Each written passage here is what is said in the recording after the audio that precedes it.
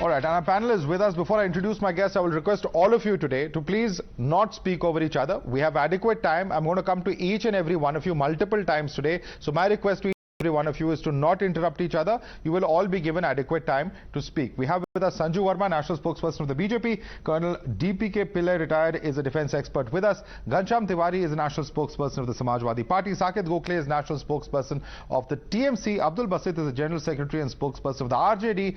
And Ashutosh Mishra is the Senior Journalist joining us on this broadcast. Let me begin with Ghanshyam Tiwari. Ghanshyam Tiwari, before I get into the entire debate around reforms, its requirements, so on and so forth, what's happening on ground? You know, those shocking pictures of arson, of public property being destroyed on such a huge scale, terrorized children, people at large facing inconvenience because of these protests. The question is that one can protest, of course, in a democracy. There's no two ways about it. But is this the only way that one can make the voice heard? Good evening, Madhav, to you, my fellow co-panelists and the viewers. It is sad to see this kind of protest where youth in India not only face a bleak future, misled by Modi government and misled by the Prime Minister himself, but are so frustrated that they have to take to street for this government to listen. And yet this government, which does not consult youth, in 8 years, starting from a fake and false promise of 2 crore jobs every year, to fake and false propaganda around Mudra that how it will create jobs, to the complete forced lockdown that destabilized the informal economy, has not given the youth of the country any bridge of trust to believe that the government wants to offer them a future of dignity based on their education. If you look at army recruitment itself, the recruitment meets are down from nearly 100 that used to happen every year to 4 or 5 that happened last year. And this further, if you couple with the drop in railway jobs, the continued protest that applicants for railways had to have, it is clear that this government has an agenda for giving jobs to the youth of the country. Okay. As a result, however sad it might be, but the youth of this country are expressing their distrust and complete dissatisfaction. Okay, you've made your point. You've made your point on jobs. I'm going to put that question to Sanju Verma. Sanju Verma, point being made. First point being made here by Ghanshyam Tiwari is that this is squarely at the doorstep of the government, because the government had promised something in terms of delivery as far as jobs are concerned. We are way below target, and that is clearly why this anger and frustration has been building up over a period of time, and it has now manifested in this reform measure that the army has and the defense ministry has announced. Your response to that? You know, Madhav, first and foremost, I am appalled, but I'm not surprised that every key voice from the opposition, rather than unconditionally and unequivocally condemning violence, arson, looting, setting of trains ablaze, guy in Warangal lost his life, rather than unequivocally condemning violence, India forces are actually trying to rationalize it and trying to find reasons why train bogies should be set fire, why women and young children should be put in the way of harm, why public property should be vandalized and destroyed. But like I said, जनता जनार्दन सब जानती है, सब समझती है, इसीलिए Samajwadi party की इतनी भरपूर कोशिश के बाद उनको दोबारा हार नसीब हुई. Now coming to the question that you put forward to me, I think the biggest narrative, and a fake one at that, which has been peddled by the opposition time and again in the last 8 years, is that there have not been enough number of jobs created. I was there with Ghanshyam Tiwari yesterday at 9 p.m. on your channel, and I will repeat the data again now for the benefit of your audience. If you look at the EPFO data, which captures the formal employment that is taking place every month, between 15 lakh new subscribers join the EPFO. Assuming an average of 13 lakh people joining EPFO every month, it means that 1.56 crore people got formal employment in a given year. And if you extrapolate that data, it basically means in the last 8 years, and I say this with tremendous confidence, in the last 8 years, under the EPFO alone, okay, subscribers have 12.48 crore. Listen to that number very carefully.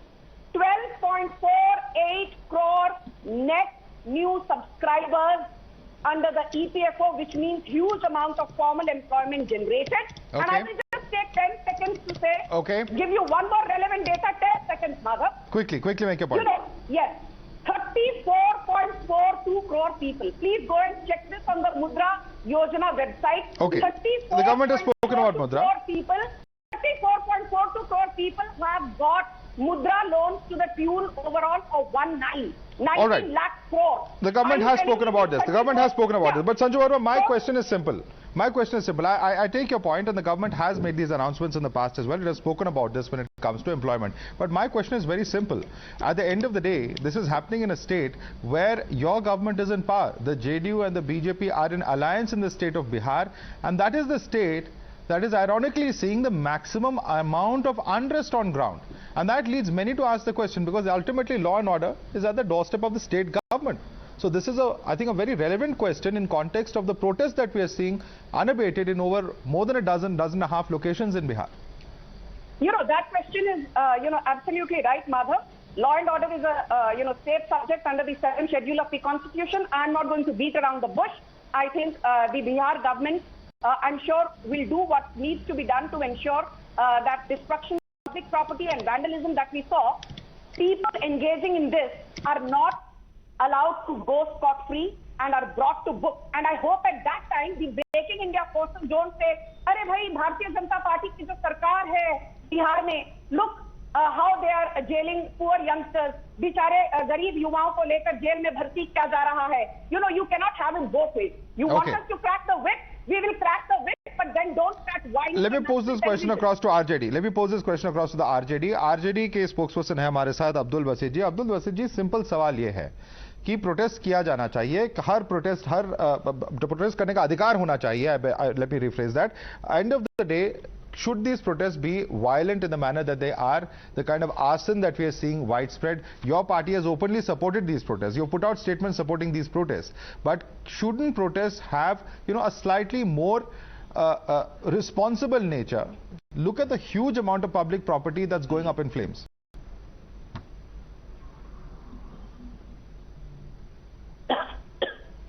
देखिए Madhav ji protest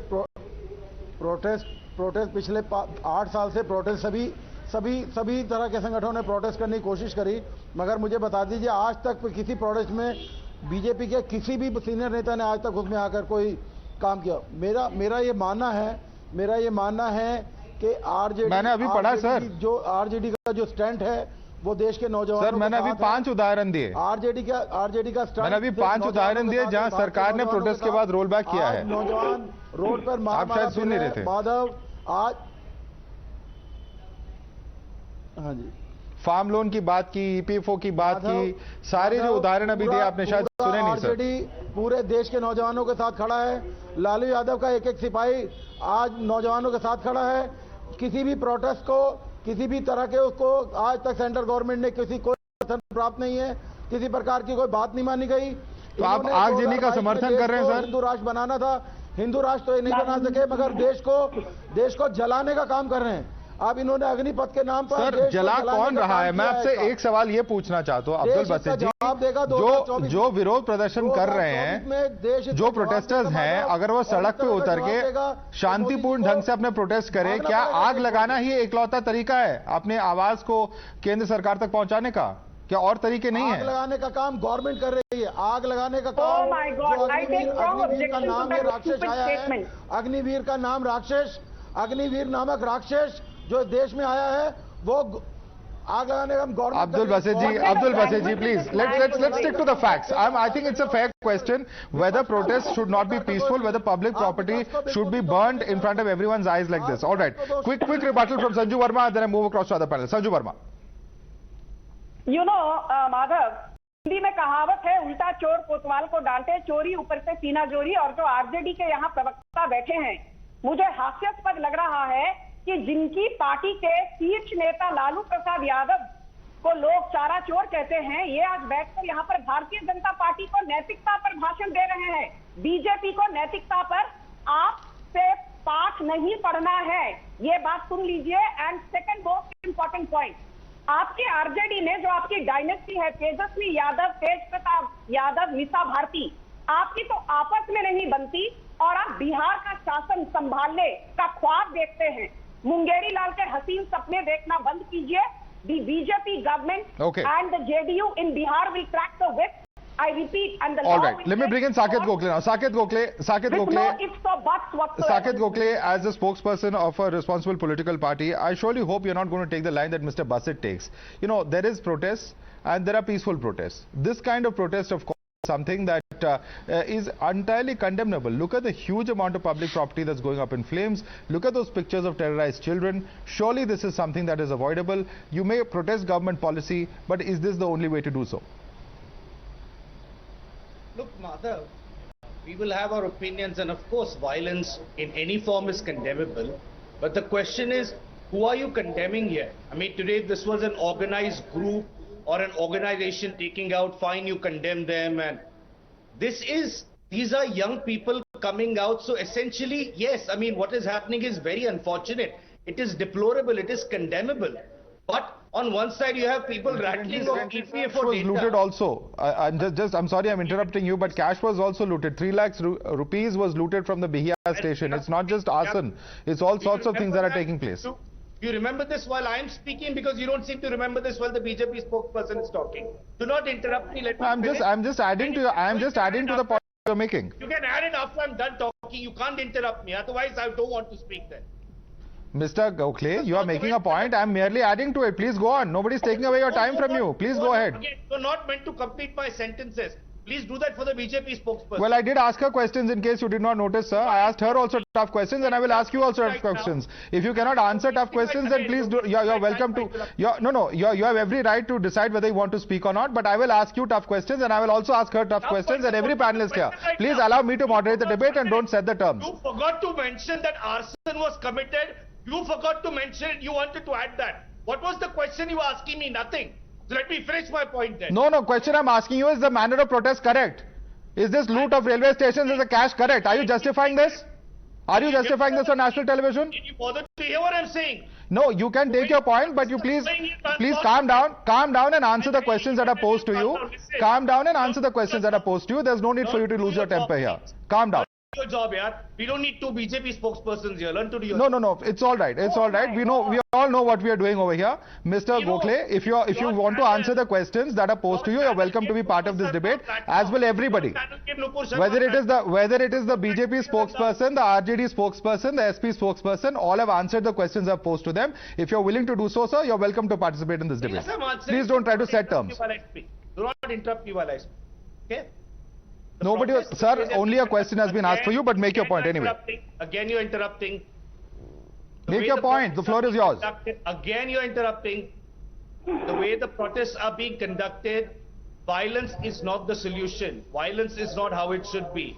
But the bottom line remains at the end of it is whether we condemn or don't condemn doesn't make a difference. You can have the BJP rattling all kinds of EPFO statistics. The reality is what we are seeing in our screens right now. There is large-scale unemployment. The young people are angry. When you introduce a harebrained scheme like this, without doing a pilot, without any consultation with any other party, you decide, then the next day you suddenly change the age limit because you realize, oh, we goofed up. We did not think this through properly. Now, just like they did with GST, 376 changes. You're going to see this policy being changed another 200 times or 300 times. Every day there'll be a new amendment. Same thing during the lockdown. Every day the rules will be changed. Every day the government is going to change the goalposts. May I please come in, The question Madhav? is, why can't they do this right the first time around? Why can't they get a single policy properly on place instead of putting in a policy, having protests and then withdrawing, like you mentioned the 5 examples, then going on the back foot? Why can't they use their brains for once? Okay, let me bring in, before Sanju Verma, I just want to quickly bring in the only defense member on the panel, because I think this is about reform and how policies are rolled out. Is this a reform or is this a harebrained scheme as Saket Gokhale describes it? First and foremost, Colonel DPK Pillay. This is a reform that was waiting to happen for a long time. If you go back to the Kargil Review Committee report of which was headed by K. Subramaniam, and then the 4 task force, the 4 group of ministers that was made, that the MHA for the MOD and the border management and the interim, One of the key recommendations in the MOD's the reform of defense was that profile of the armed forces should be younger, and there should be also a focus on technology. And we are seeing that technology, the way the wars are being fought today, not just conventional wars that's happening between Ukraine and Russia or Azerbaijan and Armenia, which was like driven by technology, but also the war that was against the ISIS and others in Iraq and Syria and others. You've seen how technology has been used by both sides. If you see how the ISIS improvised on the use of drones and delivering munitions and everything, realize that we've entered an era of high-tech warfare. And for that you need a different intake of people. While I'm not disputing, I joined the army when we had paper maps and we used to navigate by compasses. Today we have GPSs and others, and we have entirely connected from the satellite to the shooters in one grid. That means we are in an instant. This is the way a WhatsApp message spreads instantaneously without any hierarchy. The message, information that we need, the intelligence that we need is disseminated to us. And we are in one, and we need much faster, agile, younger, and capable. Right. No, I take your points. Requirement of going through. I take your points, Colonel Pillay. If I may just come in on that. I take your points completely on technology, the need changing, as well as the manpower requirements changing, and the need to change procedures. While all of that is perhaps acceptable as a reform, the question is, where has the failure happened? Is it genuinely why we're seeing these widespread protests? Is it just politics, or has there been some kind of a communication there as well? Firstly, I must tell you, the kind of people who join the armed forces are united in their love for their country, and they definitely are not the kind of ones who are going to set on fire their own national property or kill their own or frighten, terrorize babies, or you've seen those pictures coming out. I don't think these are the kind of soldiers you would want in the army anyway. And anyway, what are the intake that we are talking about? It's about 60,000. And what you see is definitely is not what is reflected. These are not probably candidates for the armed forces. These are orchestrated for particular reasons, what you want. Okay. There's a certain backsliding in our democratic values. We see orchestrated protests.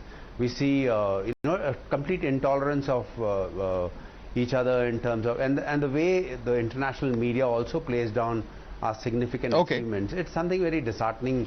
All right. We know. I worked in Iraq, Syria, and Yemen. All right. Quick recall. Sanju Verma, just before I come to you, Ashutosh Mishra has not yet spoken. Ashutosh Mishra, I want to ask you a simple question. Are these all purely orchestrated political protests that are taking place? Because we have at least two panelists who believe so, who've said so on record. And at the end of the day, if this is a reform, at the end of the day, if this is something that, of course, at the doorstep of the government completely to build consensus when it comes to reforms, but is this something that is merely being politicized, as our panelists have shared with us? Your views on that, very quickly.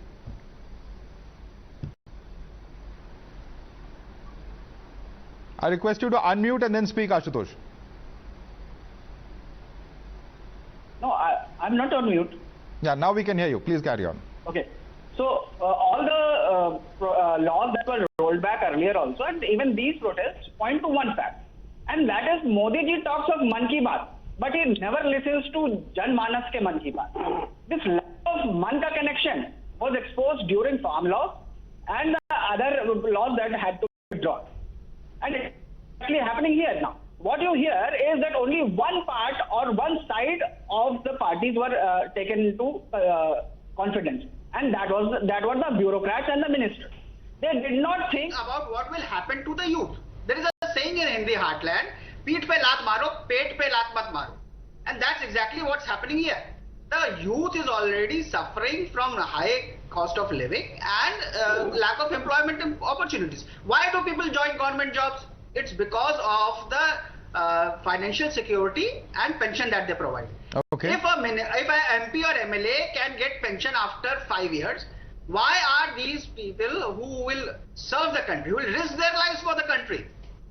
Yeah, Why that's a valid are they point. being thrown to wolves? That's a valid point. That's a valid point. Let me put those questions across to Sanju Verma. So 2 or 3 important questions, Sanju Verma. Let me just very quickly paraphrase them. One point is, of course, the entire idea of rolling it back. Yesterday the government announced a 2-year relaxation in the age. Unfortunately, on ground, what happened is that the protests only spread geographically and in their intensity, as we can very well see in these visuals. Now, so the government, of course, has already taken one step back. How much further is it ready to take a step back is, of course, course, going to be an important question in context of earlier rollbacks that Saket Gokhale and others have referred to. The second question is this, that if this is such an important, job as far as the patriotism and the role that one plays as a soldier, will this 4-year period really impact on that is an important point that opposition is making. Your response on both these counts. Okay. Madhav, quickly, I first want to say that, Admiral R. Harikumar was there on your channel with Navika a couple of minutes back. And I think he captured the essence of this entire scheme. We have never said that the army is an employment exchange. The army, first and foremost, is for those who want to serve the nation, serve the country. At the same time, we also need to find a common medium via means whereby people who join army at a young age are not left high and dry. That is precisely why at the end of 4 years, when you're 21 or 22, you will get, a lump sum package of 11.71 lakh. In addition to the salary that you would be getting for 4 years, you will get an of 48 lakhs, which I think is not small. Tell me how many people in India who are 22 years of age have an insurance cover of 48 lakhs to their credit. Right. Also, the third most important point, Madhav, you asked me a question, please let me finish. I'll just take 45 seconds more. The other important thing is that the government has categorically said that if you want to become an entrepreneur, you will be given bank loan at concessional terms under, the priority sector loan scheme of banks. If you want a government job, be it the CAPF, CRPF, BSF, SAM rifles, you will be given preference. And I think apart from the monetary tangibles, forget about the 48 lakh insurance. Okay. Forget about the salary. Forget about the close to 12 lakh lump sum you will be getting. Okay. I say one thing very clearly on your channel. There is no money that there is no sum that you can put to the intangible benefit that you get of being trained, given world-class training. All right, many hands going up. Many hands going up. Many of our panelists want to rebut you. I'm going to come to each of you one by one. World-class training is what you first, get. Ashutosh Mishra first, and then I come across to the rest of you. Ashutosh Mishra, yes. You can't put a number. Ashutosh Mishra. Training. In India, the people who come to join the defense forces, they come there because of their love for their country. If they wanted to join BSF or police, they would have done it earlier. So this is an insult to their sacrifice. And the 48 One at a time. Requesting both of you, one at a time. Let's not have a shouting match. There's still some time left. Please, calm down. One at a time. He's given training. He's imparted discipline. Okay, Sanju Verma, we'll come to you. There are many who have not yet spoken. Please, calm down. Yes, Ashutosh, make your point quickly. So the 48 lakh insurance that she talks about, she should know that it comes into effect only after the person is departed. Okay. It's an insult. She's insulting their sacrifice. Okay. I mean, lies, damn lies, and statistics. Okay. That's what Okay. Ghanshyam Tiwari, your hand was also going up. Quickly, your rebuttal to Sanju Verma. Well, three quick points. One, Sanju Verma said some numbers. I can tell you the headline that last 2 years, the more people have exited EPFO than joined. In 2018, 2019, 13.94 million new subscribers, 12.3 million exited. Next year, 11 million new subscribers, 11 million exited. The year after, there is a difference of nearly 1 million subscribers who exited versus joined. So a government that is so ready to use data as a propaganda to say that jobs were created, it is shameful that even in the face of the protest, One second, I'm going to come to you. 1 second, please. Let others also speak. Let them make a point quickly. 1 second, let him make his point, please. Ghanshyam. All right, Sanju, I'm coming to you. Let Ghanshyam complete his point. Ghanshyam. Even in the face of this protest, this government is lying. In last 8 years, for every government job that has come out, over 200 applications. For each job, there were 200 applicants. 3 railway ministers have promised the railway applicants of over 1 crore railway applicants who applied for the job in 2018, 2019, and what. All right. Ghanshyam, I want to come back to the point. I want to come back to the issue at hand, and that is as far as the review committee demand that has come in. And I want to quickly get in a word. From Saket on this. Saket, 2 political parties at least have demanded there should be a review committee. KC Venugopal has suggested the Defence Standing Committee should review the matter. Sharad Yadav has said the government should go in for wider consultation. What is the demand of the TMC? Are you asking for consultation or complete rollback? We've also said that we were not consulted amongst the other opposition parties as well. There was no consultation that happened.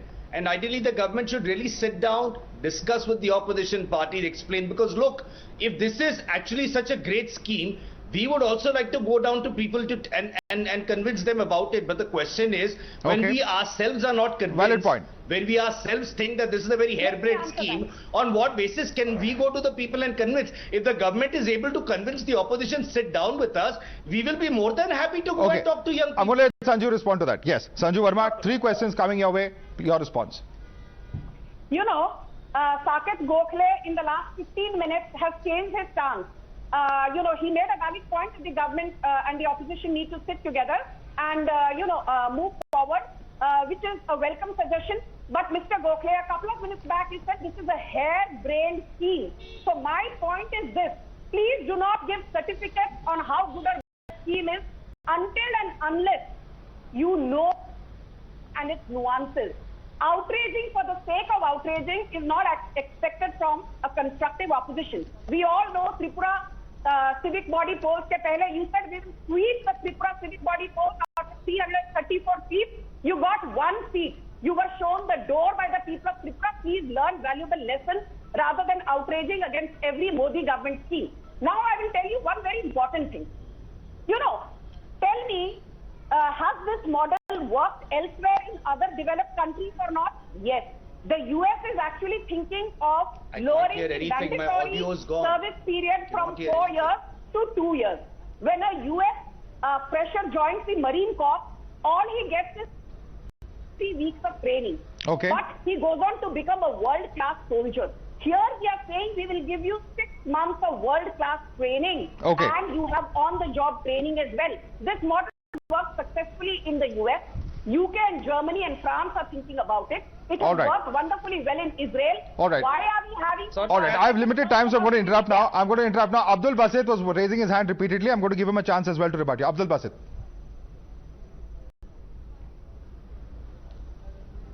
देखिए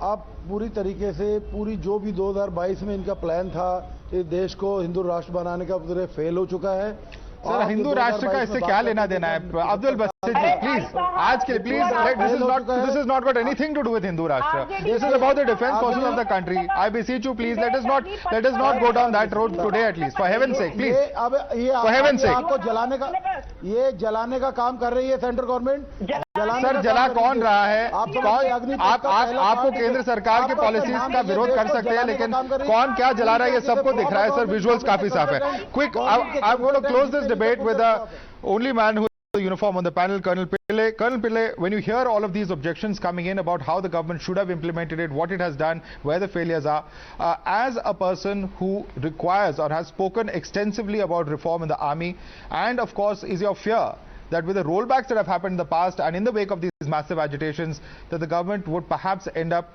rethinking or pushing back this entire scheme, pouring it perhaps into the cold storage? Your response? I really think a government that is democratically elected and that thinks has thought its way through, maybe proper consultation should have been done. But I don't think rollback is an option like the way even the farm laws were rolled back or the others were rolled back.